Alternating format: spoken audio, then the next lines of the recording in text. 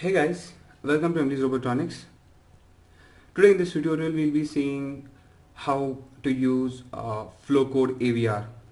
So Flowcode AVR is an IDE specifically designed for programming several AVR microcontrollers. So AVR microcontrollers is gaining a lot of popularity because of the very high performance architecture, I would say. These are definitely not better than ARM, but they have a lot more advanced features than the very basic 8051 microcontrollers.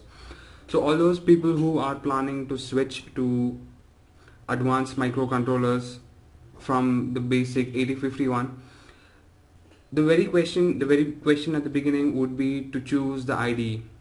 So the choice of your IDE will make your things simple, so make your learning process simpler one. So Flowcode AVR is mainly concentrated or mainly designed for people who have no programming background. So all that you need to know is the very basic concepts of microcontrollers, and specifically AVR microcontrollers, that is how you would operate the port. So for any controller, the port bits, that is the IO bits, is what is more important. And as far as you know them and you know the programming language, that is the C programming language, you can go ahead and start programming in any IDE that's available. But for people who don't want or don't know to write your own programs in C language, but if you guys are good at designing the flowcharts or the algorithm, Flowcode AVR is the best option for you. So we'll just take a look at the features that we have with Flowcode AVR. So I'll just start the Flowcode AVR IDE just by double clicking on the icon, and you see there's the Flowcode AVR 3. That's a version 3. It's a older version that I'm using. The current version is Flowcode AVR 4.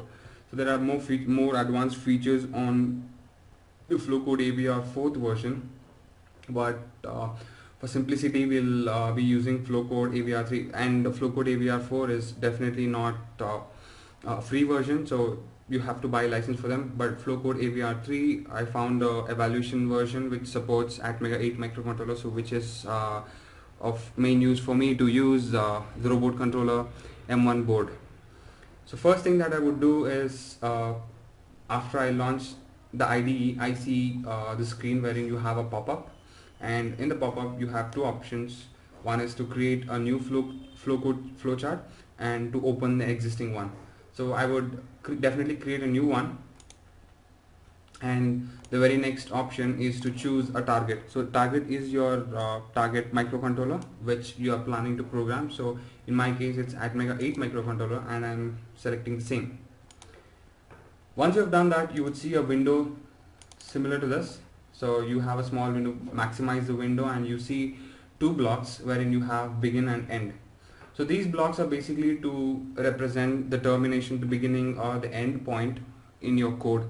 And before you start programming, before you go ahead with Flowcode AVR, I suggest you just take a look at I suggest you take a look at the different shapes that are used in a flowchart and what each of them mean. So it's very important to know when you're designing a flowchart. So after you design a flowchart, the very next thing would be to write program accordingly. But in our case, since we are using a flowchart, Flowcode AVR, we design a flowchart based on the problem definition that we have. So in this case, we'll consider the problem definition to be we'll write a code for basically a robot which can detect obstacles and maneuver. So the problem definition here would be to read the status of the sensors and drive the motors accordingly. So what we'll do is we'll be using two sensors, two obstacle sensors. In our case it would be two IR sensors. So assuming that these sensors have a digital output, we'll drive the motors using an L293D circuit. So L293D circuit will have 6 inputs, which is in1, in2, enable 1, and in2, in3, in4, and enable 2. So enable 1 would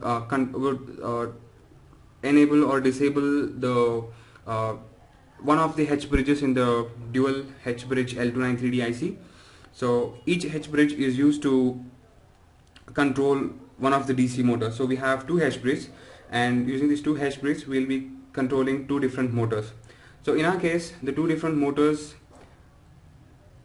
will move the robot in the required direction. So we'll be using the differential drive mechanism. So all those guys who are not familiar with the robotic projects, you can simply skip and assume and just assume that we have two inputs, 2-bit inputs, and using those 2-bit inputs we'll be changing the status of 6-bit output pins.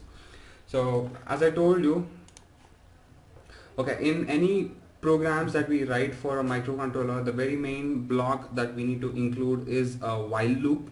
So a while infinite loop, which would in turn operate the functionalities that is required for a microcontroller. So this would be continuously running, and based on the code that's present within the while one loop, the programs are executed. So what I would do next is, after I have a while one loop, within the while one loop I would read each the two inputs that I have. So before that I will just take a look at the reference pins or ports that I would want to use for interfacing my sensors. So I'll just open up the file that I have. Okay, there I have my the reference sheet for the robot controller M1 board.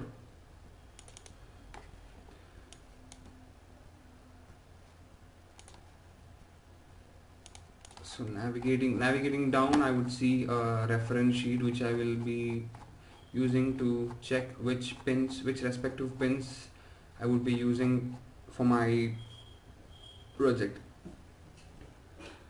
So the robot controller M1 board has port D. So I'll be using port D,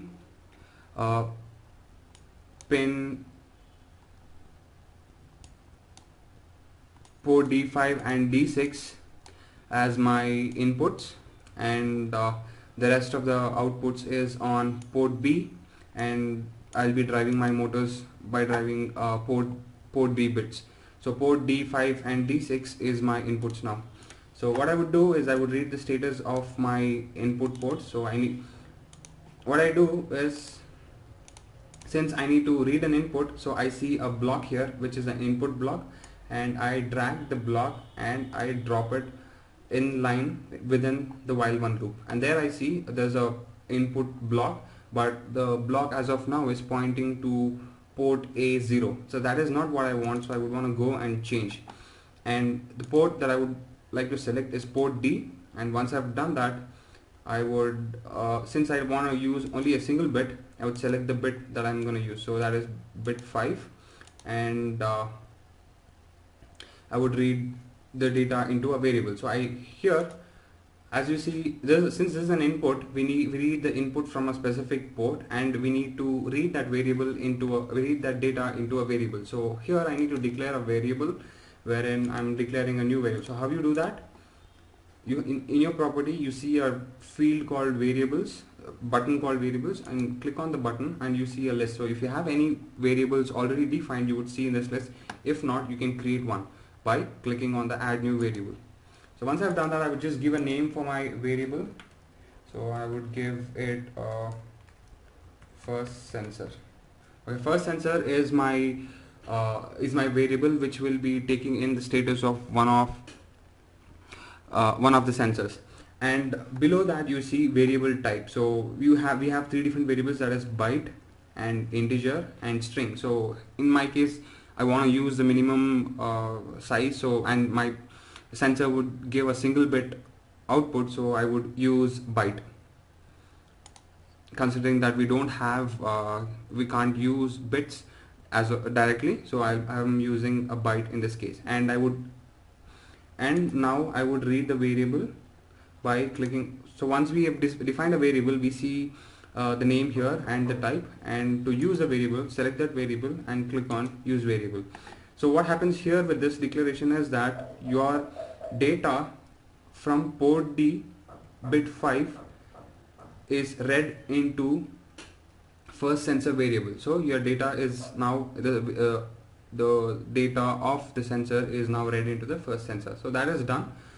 Once you've done, click on OK. So now you see the input block change accordingly. Now I put another block wherein I read the status of my second sensor, and so for that I would declare a new variable called second sensor, and I'm defining the type to be byte. So once I've defined my variable, I would select that variable and click on use variable. And here again I would want to use read the status of single bit. So what I do is I click on single bit. Okay, I need to select the port, that is port D, and bit 6. So here when the selection was port A, you were seeing that there were no bits, because in case of 8 microcontrollers there is no port A. All that we have is port B, C, D. So I'm using port D, pin 6, bit 6, and yes, there I have two blocks wherein each of the blocks read the status of the input, status of the sensors. Now that we have the status of the sensors, what I'm gonna do is, if I'll be writing a if statement wherein I check the condition of each of the variables, and if both of the variables are 1, which means both the sensors are active, that means my robot is right in front of the obstacle. So what I do is I would steer the robot to the left, or I would steer the robot to the left, or if the right side, if the first sensor is active, then I would steer my robot to the left, and if my left sensor is active, I would steer my robot to the right. So this is a very simple logic for obstacle avoidance. So I'll be writing a code for that. So now that I have two different sensors and I need to check the condition, so I use a if block. So there I have if and the condition, whether yes or no. So what I do is I check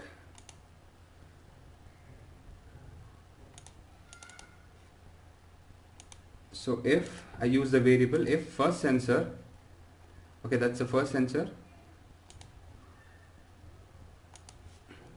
If first sensor, that means we are checking whether the first sensor is on, and if it is yes, so I'm just changing the position of yes and no. So yes is here and no is here, I would change it the other way.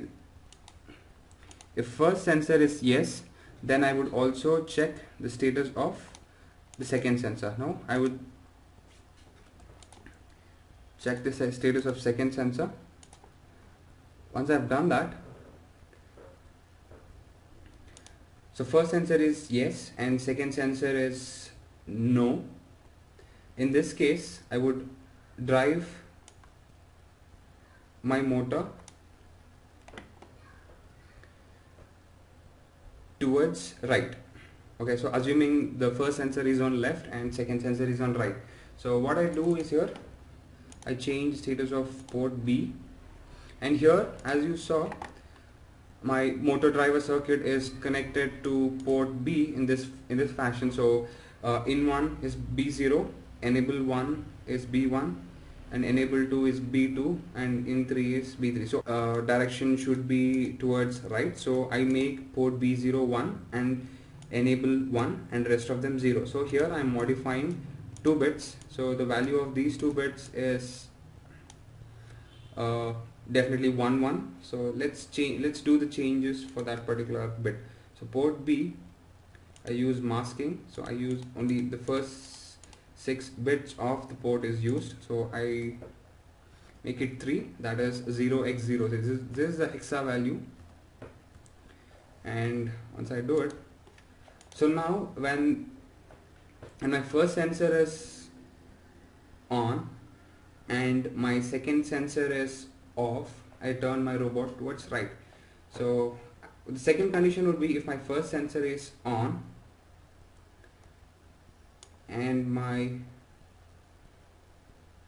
and the first sensor is on and the second sensor is also on, what I would want to do is I would want to turn the robot again towards right. So this is just to make sure the robot just deviates away. Since the obstacle is right in front of it, we just make a turn and then start evaluating the obstacle detection.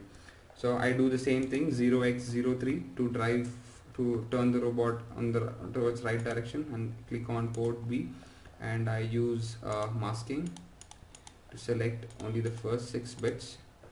Okay, there you see. Now I have two different conditions wherein one of the sensor is, if one sensor is on, the other sensor is off, and one sensor is on, the other sensor is also on, and the third condition would be one sensor is off and the other sensor is on. So I would put the other block here. So this will evaluate for the condition first sensor is on but the second sensor is off. So this is not right. So I will have another block here which would again check for the status. So now I would read the status of the second variable, and if second sensor is on, first sensor is off and second sensor is on. I'll be driving my motor towards left. So port B, use masking 1 2 3 4. I mask all these bits, and the output in this case would be to see if we need to drive the motor in the opposite direction. So this would be 0, this would be 0, and this would be 1, and this would be 1. So that is 1 2 4 and 8. So 4 and 8, 8 9 ABC. So C is what we need to write. So that is 0x0C. So this 0C will make this 0 0, this 1 and this 1, and this will turn the motor in the other direction. Okay, that's not right. It should be 1 here, 0 here and 1 here. So that is 0 1 2 3. It is 4 1 2 4 and 1.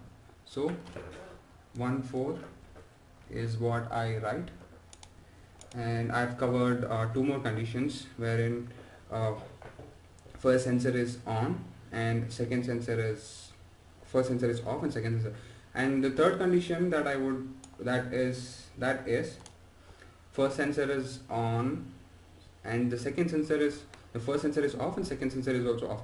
In this case, the robot has to simply move forward. So again, use masking. So we have to specifically pick the bits from here. So to drive motors forward, both the motors forward, I would want to make this bit 1 and this bit 1, this bit 1. So that is 7 now, and this bit also 1. So that is 1 7. 0x17 is what I type, and there you see my code is complete. So this code would run my robot in this code basically is for obstacle detection, very simple algorithm. So now you saw here that we never used even a single line of code to evaluate or to program the robot. So it's a very simple method. All that you need to know is the meaning of each of the blocks and the concept of ports in a microcontroller. So once you know this, you can program any type of, and you can code any algorithm using the flowchart, and you can program any robot. So now I have my code ready. What I would do is I would just wanna compile and see if my algorithm is right. So first thing, when you do a compile, you see the flowchart file name must be saved. So it says you need to save the flowchart. Remember, we never saved the flowchart that we drawn off. So click on yes, select a folder, select a path for you to save your file. So I would want to save, create a folder which says obstacle detection, and now with obstacle detection, okay, that's the name of my flow code. Okay, now it says the flowchart has been successfully compiled to obdit.c. So this flowchart, the code corresponding to this particular flowchart has been generated once you do a compile. So if you want to take a look at the code that's generated, you can go to chip and see view C. Once you click on view C, the C file that was just compiled to is generated, and you would see the code that's been written. So there you see the first two P's, wherein the status of the two sensors are red, and then you have different variables which, okay, different if conditions. So if else else. So all the conditions based on your flowchart has been generated here. So if people are interested to know what each of these lines mean, it's definitely needed for you to understand the basic concepts of C programming. So all those who are not bothered to know what this is, you can simply close it and just make sure the algorithm of your flowchart is right, and you can go ahead. Now what I would want to show is, I would want to show you how easy it is to evaluate your code. So what I'll do is I'll use some LEDs here. Okay, there are LEDs, so LEDs will be my output, and I would use my user switch interface. So all the modules that you see here are basically the interfaces that you would want to have for your project. So in my case, I use infrared sensors and optical sensors, which is not infrared sensors, and the motor driver circuitry. I would use the switches as inputs and the LEDs as output. So as you know, the input was the port D, and my output was port B. So let me just show you how you can connect each of these switches to the respective port. So what I do is, you see a down arrow here, click on the arrow and you see properties. Click on when you see properties, you see a window like this which says the number of switches, push to make default. So this gives you the basic properties of the switch. What I would want to do is click on component connections. So this is where I define the connection to each of the ports. So switch 0 is by default connected to port A0, but that is not our case. In our case, we have connected it to port D and bit 5. So that's it. So I've configured port D bit 5 to the first switch, and the second switch would be port D bit 6. So you can configure different switches to different ports, and you can see you can use it as an input dashboard, wherein you can give your manual inputs and see the corresponding outputs. So I'm done with this configuration.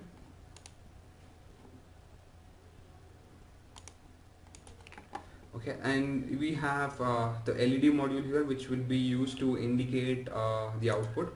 So what I'll do here is, I would click on component connection again, and you saw port B was our output, so port B bit 0. So I'll leave the conditions as such, which would show us the port, which would be our port B, whatever we have written. So the bit manipulation would be something similar to this. So it would reflect, the LEDs would reflect each of these bits.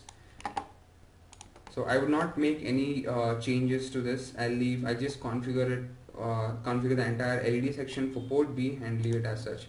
So now that I have my inputs and outputs, output peripherals connected, I can simulate the code and see how well it's executed. So once I click on run, I see all the LEDs glowing. So now that means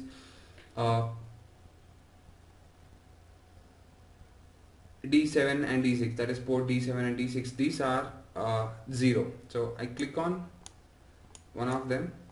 Okay, there you see, I click on one of them and you see the status change. Now it is driving the motors. It is driving the motors left. D6 both switches not pressed. That means that both the sensors haven't detected any obstacle. That means it satisfies the condition for the robot to move forward. So the robot moves forward. So is our bit 5 and not component. If you go to properties, you'd see the behavior, and the switch type is push to make. We can also make it as a toggle type, and click on the play button which says run, and I can also do the debugging step by step. There you see each block by block. You see how the code gets evaluated, and now I change the status of the switch both to 1 and I run it. Okay, so the first condition satisfied, the second condition also satisfies here, and there we have we got out of the loop. So we have executed the first piece successfully, and we see B1 and B0 glowing right. Now I release one of the buttons, which is to show a specific sensor condition. Here you see how the code blocks are getting executed, and similarly the other condition.